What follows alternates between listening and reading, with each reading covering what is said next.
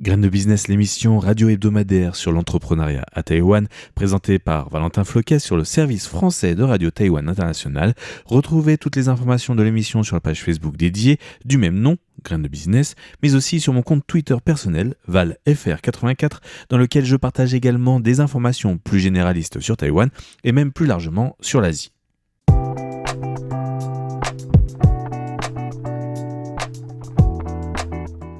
Le magazine des jeunes entreprises à Taïwan, Graines de Business.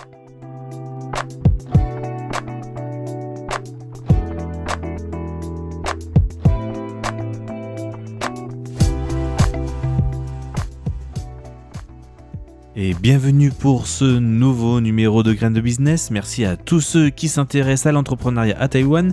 Nous sommes vers la fin de notre entretien de CreatorDB, toujours dans le monde du marketing, dans le monde du créateur de contenu et de la façon de pouvoir mettre en lien ces fameux créateurs de contenu avec des campagnes de marketing et des campagnes de publicitaires et donc réalisées par des petites et moyennes entreprises, des entreprises plus ou moins grosses.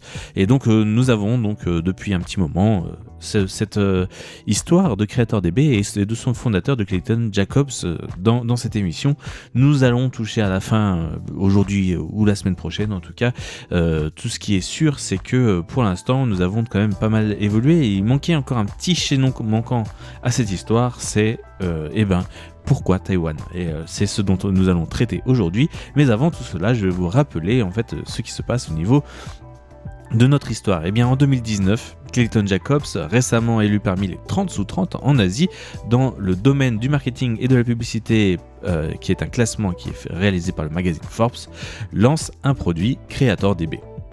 DB qui veut dire database ou base de données en français. Le principe est simple pour ce service, c'est qu'il doit donner un choix parmi plus de 3,5 millions de créateurs de contenu à des sociétés principalement présentes sur 3 plateformes, Instagram, YouTube et TikTok, en permettant le choix aux PME de rechercher le parfait profil pour leur campagne marketing et publicitaire. Avant cela, Clayton Jacobs avait déjà une expérience de 2 ans à Taïwan où il travaillait dans une start-up locale de réalité augmentée. Et maintenant, après seulement 2 ans d'existence, la société a créé plus de 4 millions de dollars américains de revenus et a une équipe de plus de 30 personnes. On verra même, il a annoncé 35 personnes dans l'interview. Et les clients de la start-up sont des services de VPN comme Surfshark, NordVPN ou encore le jeu mobile World of Tanks. Fort de ses connaissances, Clayton Jacobs envisage également de publier un livre sur l'économie du créateur de contenu au début de l'année 2024. Donc voilà pour cette petite et longue introduction. Nous allons tout de suite aller dans le cœur du sujet. Qu'est-ce qu'il en est de pourquoi Taïwan, pourquoi il a choisi Taïwan comme base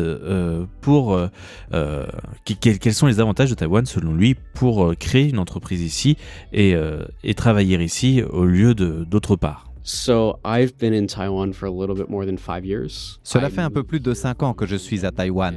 J'ai quitté Shenzhen pour venir m'installer ici.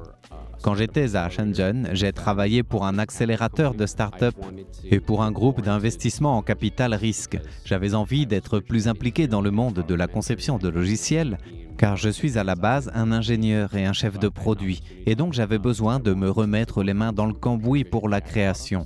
J'ai eu l'opportunité de venir à Taïwan pour travailler sur un produit d'intelligence artificielle pour un logiciel lié à l'analyse visuelle dans une autre start-up. J'ai travaillé pour eux pendant un peu plus de 2 ans et je me suis rendu compte qu'il y avait un grand nombre d'opportunités ici. Je pense que lorsque les gens parlent d'ingénieur à Taïwan, la plupart des gens pensent tout de suite au fait qu'un ingénieur à Taïwan coûte beaucoup moins cher qu'un ingénieur de la Silicon Valley. Oui, certes, c'est vrai.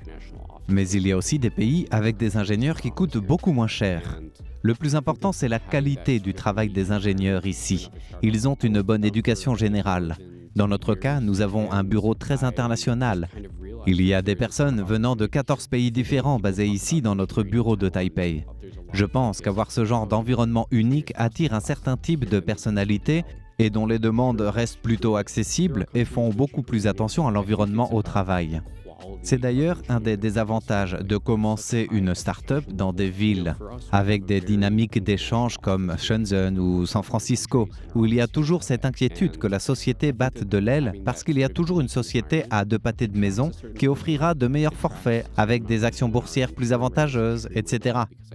Puisque l'écosystème taïwanais des startups est toujours à l'étape de développement, si on compare à beaucoup de ces villes, on peut aussi dire qu'attirer des talents étrangers ici est très avantageux, bien au-delà de l'avantage financier. Et j'ose estimer que j'ai réussi à attirer des profils très talentueux pour intégrer notre équipe qui ont réussi à rendre ce projet possible. L'équipe est composée d'environ 35 employés maintenant. Et d'après les retours que j'ai, ce que nos employés préfèrent, c'est l'environnement de travail. Pour donner une idée, on fait des tournois de Smash Bros. Les employés sortent ensemble pour faire des parties de laser tag et cela me mène à croire que ce genre d'environnement conduit à attirer un certain type de personnalité à une start-up. It's an environment that I think is conducive to attracting a certain type of personality that works well within a startup. Alors oui, ce qu'il dit exactement en anglais, c'est que il trouve que le fait de donner un certain type d'environnement à ses employés permet d'attirer des personnalités particulières qui correspondent particulièrement bien à une startup. J'ai un petit peu mal traduit au moment de la traduction. Voilà, je voulais faire la petite correction maintenant. Et donc, dans ce profil, les Taïwanais et Taïwan n'est pas habitué à ce genre de direction, de management, on va le dire comme ça, de gestion d'une entreprise. On a plus l'habitude à Taïwan d'avoir des modèles assez traditionnels, avec un modèle patriarcal, matriarcal, très hiérarchisé. Et donc, dans les startups, même si dans le monde des startups, on est quand même plus complètement dans un modèle comme celui-ci, on a encore cette image de l'entreprise traditionnelle taïwanaise avec le patron qui décide tout et qui un petit peu donne aucun droit à ses employés même de prendre des décisions. C'est même parfois interdit dans certaines entreprises.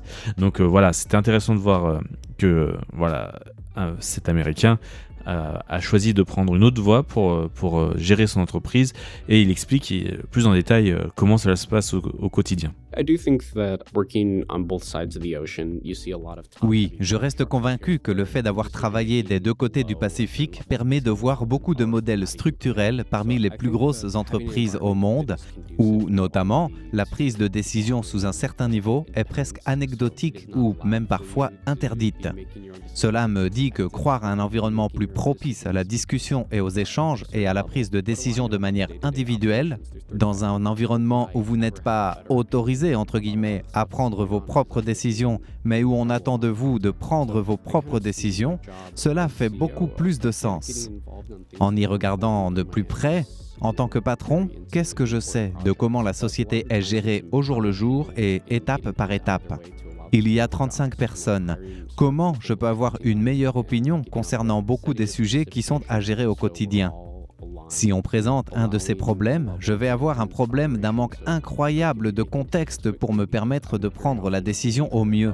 Et donc, comment je vois mon travail en tant que PDG est d'être impliqué dans les questions importantes, soit les très gros projets, soit la gestion financière, mais la plupart du temps, mon rôle est de responsabiliser les personnes et les encourager en leur donnant l'opportunité de devenir plus indépendants.